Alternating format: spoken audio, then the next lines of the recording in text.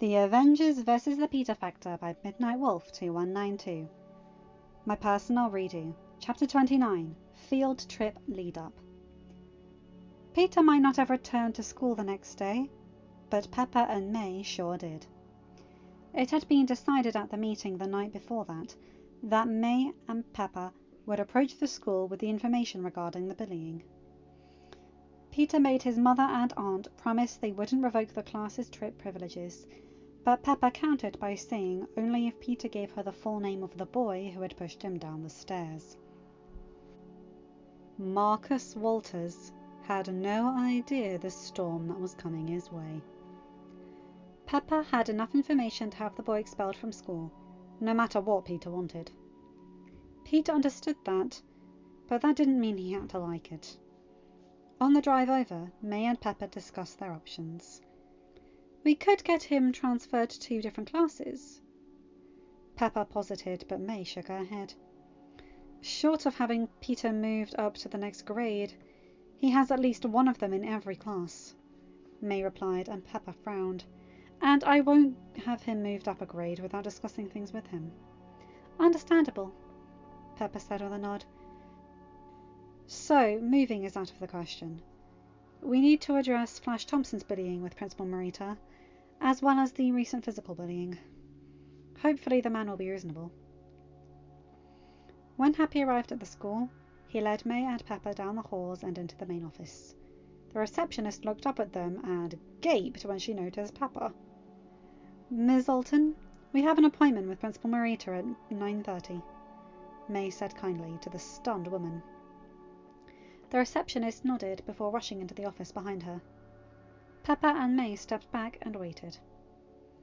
They only had to wait a few minutes before Miss Alton returned with Principal Marita on her tail. Mrs. Parker, Miss Potts, please come through, Principal Marita said. The 2 women and Happy followed him into his office, and Marita indicated to the seats.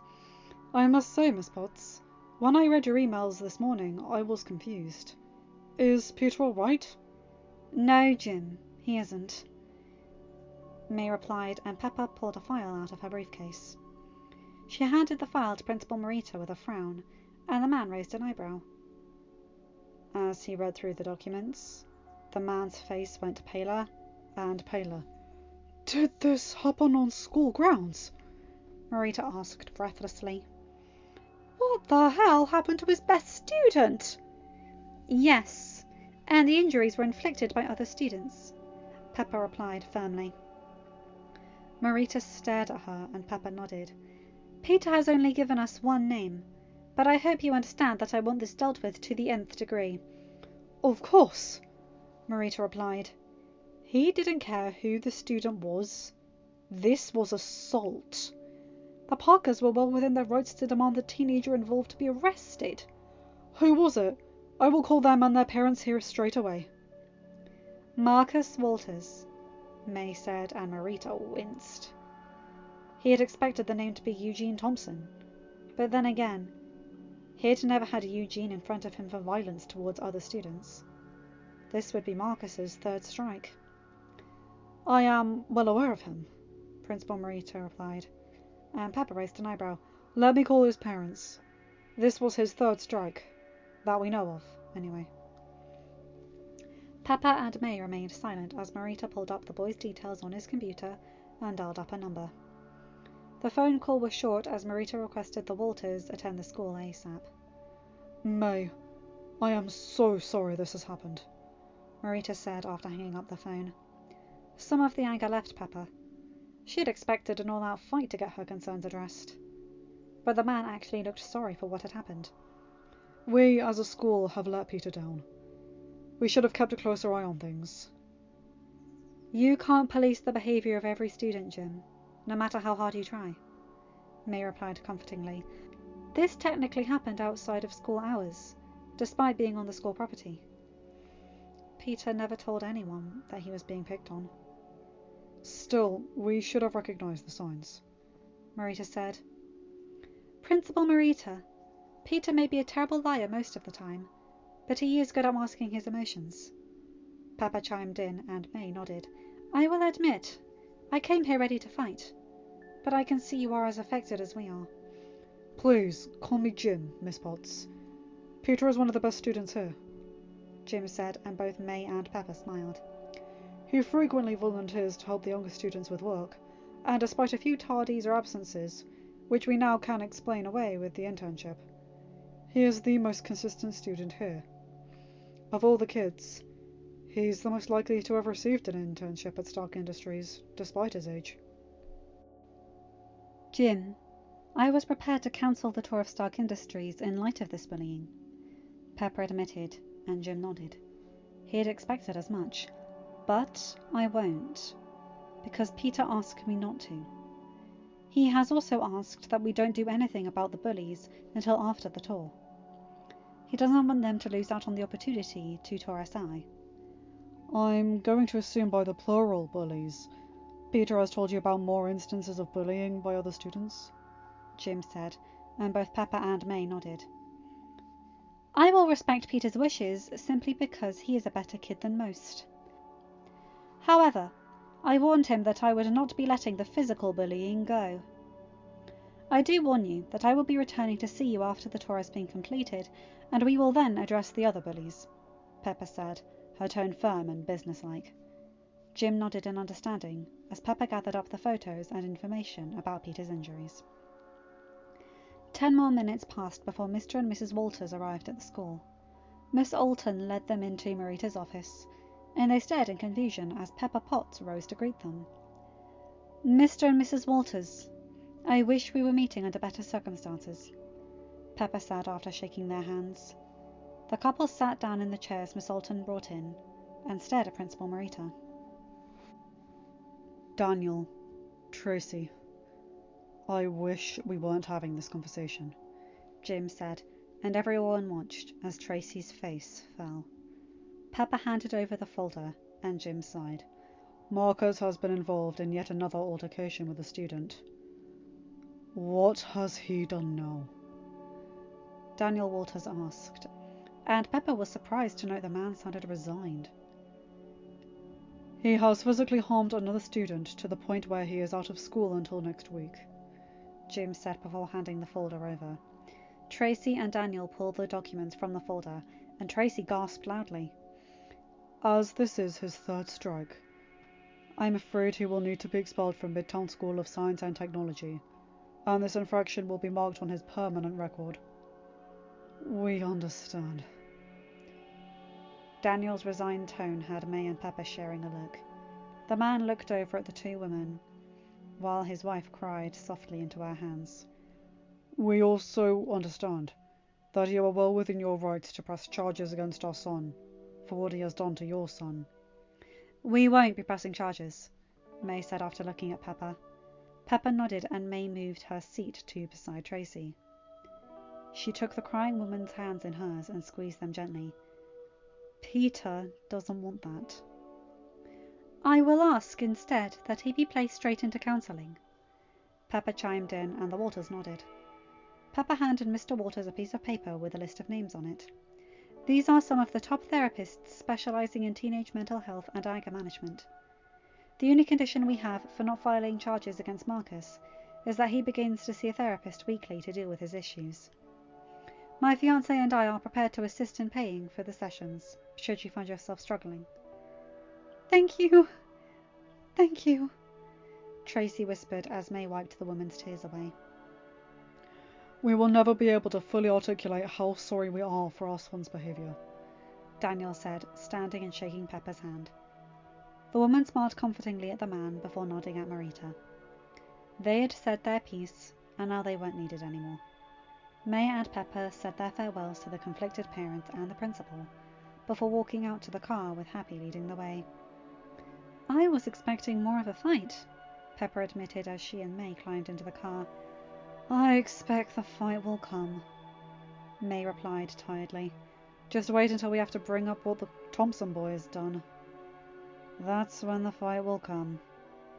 We may need to send the assassin squad to Carol when we address that wasp's nest. The rest of the drive back to the tower was silent, as the two women processed what had happened. When they arrived, Pepper and May jumped into the elevator, and rode it to the Avengers' common floor. When they arrived, both women let out excited squeals at what they saw.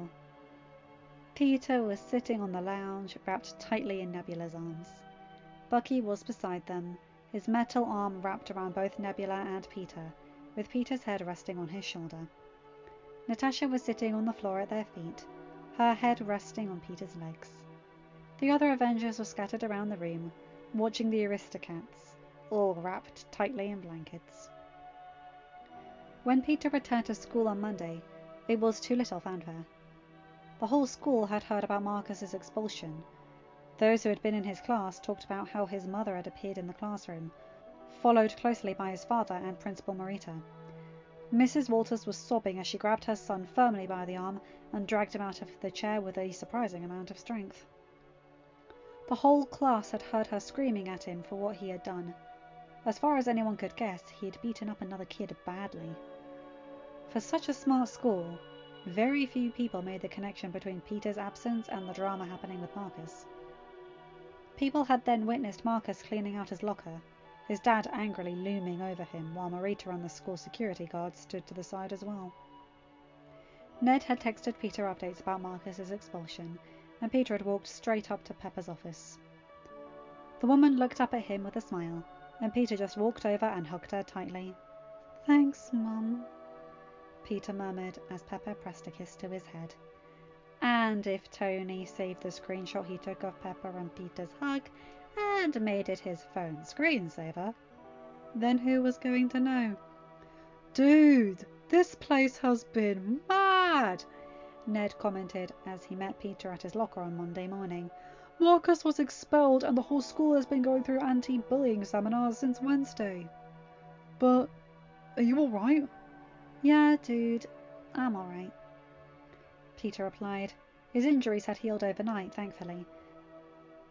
But it had taken 3 days to calm Nebs and Uncle Wolf down enough to not go on a rampage at the school. The other Avengers had taken less time. Just barely in the case of Wanda and Natasha, but Peter had put his foot down on telling Grandpa Fury and the Asgardians. No one on Earth would have been able to stop them from going to the school and killing Marcus and the others. "Did you losers bring your slips?" MJ asked as she approached her friends. Both boys nodded and waved the slips of paper at her. "Good. Peter, I expect a behind-the-scenes tour, or at least a good commentary." "Sure, MJ," Peter replied with an eye roll. "You do know there will be nothing you haven't seen before, right?" "I know, but I totally believe your extended family will embarrass you, so I want lots of images for my sketchbook," MJ said with a smirk. Peter groaned softly, and both MJ and Ned laughed at him. The rest of the day passed in relative peace, until the academic decathlon that afternoon. Peter and Ned were sitting in their seats discussing the newest Lego set Tony had brought for Peter, when 2 hands slammed down onto the table. Flash was glaring at Peter with a smirk on his face. "So you ran to your stupid aunt about what happened last week, did you?" Flash hissed. "It's your fault Marcus got expelled." "No, Flash. It's his own damn fault," Peter replied. Flash raised an eyebrow as Peter spoke back, something the other boy never did. But Peter had gotten a boost of confidence over the last week. He knew Pepper would address Flash's bullying, but that didn't mean that he had to put up with it anymore. "I'm the one with the still healing cracked ribs." "Whatever, penis. I just know I'm going to thoroughly enjoy ruining you on Friday," Flash said. "I'm going to prove to everyone that you've been lying about your internship, and then, when I do, they're gonna chuck you out onto your poor, pathetic ass." Flash moved across the room to his seat as Mr. Harrington entered the room, and Peter and Ned both glared at him from their seats. Throughout practice, Flash kept shooting Peter dirty looks, and when it ended, both MJ and Ned escorted Peter to Appy's waiting car. None of the teens were naive enough to believe Flash would let Peter's sass go unchecked. For the rest of the week, Peter avoided Flash as much as possible. Things were made worse by his chemistry teacher's snide comments about Peter's internship. "So, since Mr. Parker believes he is smarter than all of us, Because of his supposed internship, Mr. Phillips sneered at Peter on Thursday. Perhaps he can come up here and balance all 15 of these equations. Anyone who assists him will be given detention. Peter barely restrained himself from rolling his eyes as he approached the board. He kept his head down as he balanced each equation the teacher gave him. When he was done, he made direct eye contact with Mr. Phillips, dropping the whiteboard marker back onto his desk and walking back to his seat. The bell rang for the end of class, but no one moved. Everyone wanted to see what would happen between Peter and their teacher. Well, I guess we'll just see tomorrow, won't we, Mr. Parker? Mr. Phillips said, I expect you to be early tomorrow. Wouldn't want you to miss the bus. I won't be on the bus, sir, Peter replied. I have my internship tonight, so I have approval from my aunt and Principal Morita to meet you all at Stark Industries in the morning. Mr. Phillips simply glared at Peter as he dismissed the class. Peter and Ned made their way to the last class of the day, and Peter growled under his breath as Flash shoved him into the doorframe on their way into class. Just 24 more hours, Pete, Ned murmured as the boys took their seats. Peter nodded and took a few deep breaths before focusing on what his teacher was saying. That night, over dinner, Peter cleared his throat to get everyone's attention. They all turned to their favourite teenager and he took a deep breath. Okay, I have some ground rules for the field trip tomorrow, Peter said, and the Avengers all raised an eyebrow at him. Don't insult my intelligence by saying you weren't planning anything. I know all of you far too well for that. But I do have some ground rules. The floor is yours, Bambino, Tony replied fondly. First, no stupid behaviour. That means no pranks, no adjusting Friday to make her say something stupid when I arrive. Nothing, Peter said, directly staring at Tony and then Clint, the two men most likely to try and prank him like that.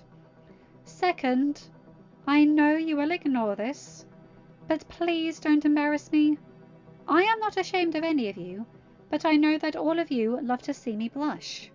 I can't stop you from crashing the tour, and again, I'm not dumb enough to try and stop you. Just remember that I have to go to school with these people after this. Third, remember, no one knows anything about my identity. I'd like to keep it that way. Fourth, no one besides Ned and MJ knows that I live here now. Again, I'd like to keep that on the down low as well. I don't need that kind of attention. So we can still visit? Clint said with a smirk, and Peter sighed. Like I said, I can't stop you, Peter replied. He then shot Clint a smirk of his own. Just remember that I have to go back to school and spend my days with these people. And also understand that any pranks you play will be reciprocated with a vengeance. The Avengers all nodded solemnly for a minute before Rhodey let out a snort. That set the rest of the Avengers off, and they were soon all laughing brightly. Peter rolled his eyes fondly as Nebula pulled her back into the seat beside her. He really did love his family. Friday morning rolled around, and Ned climbed eagerly onto the bus. His mum had dropped him off early to school, and he was surprisingly one of the first people to arrive for the trip. What was even more surprising was that Principal Morita was one of the chaperones on the trip, alongside Mr. Harrington and Mr. Phillips. Penis must be too afraid to show up. Flash's voice grated on Ned's nerves as the boy and his friends climbed onto the bus. Ned and MJ shared a glance, and both rolled their eyes. Flash, if you had been listening yesterday, you would remember that Peter is meeting us at Stark Industries. MJ drawled as she pulled out her sketchbook. I understand why Tubbs over there believes that bullshit, but I'm surprised about you, Miss Shell, Flash said. Before MJ or Ned could respond, Principal Morita climbed onto the bus.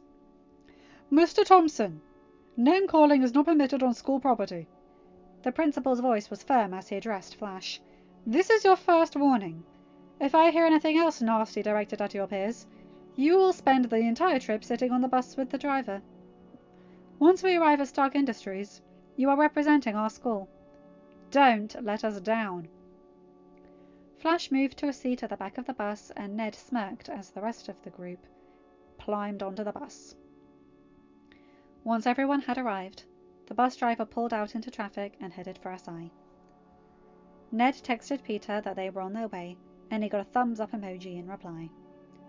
40 minutes later, the bus pulled up outside SI, and the group excitedly exited. The teens followed their teachers into the foyer, and Ned was instantly looking for his friend. He spotted Peter talking to Trish, one of the receptionists, and grinned. The group made their way over to where Peter was standing, and when the boy finally noticed the group, he met them halfway. "Morning, Mr. Morita, Mr. Harrington, Mr. Phillips." Peter's voice was cheery, but his friends could hear the undertone of sarcasm as he spoke Phillips's name. Peter approached MJ and Ned, and he and Ned did their handshake. "How was the ride over?" As the group talked, Flash glared at them. He had to prove that Penis was lying. There was no way someone as pathetic as Penis Parker could have an internship here. Flash was much better suited for the image of Stark Industries. Perhaps, by the end of the day, Flash would be an intern. They'd have to reward him for proving Penis was lying and besmirching the company's name. End of chapter. Hi guys, hope you enjoyed this one. Oh boy, okay. Drum roll, please. Yeah, but really, Mr. Phillips? You've seen the official documents. I thought teachers were meant to be smart. Anyway, you guys know the drill. Like, comment, and subscribe, and hit that bell to get notified whenever I upload a new video. Have a good day, night, or whatever time zone you're in. Bye, my guys, gals, and non-binary pals. I'll see you in another video. Take care.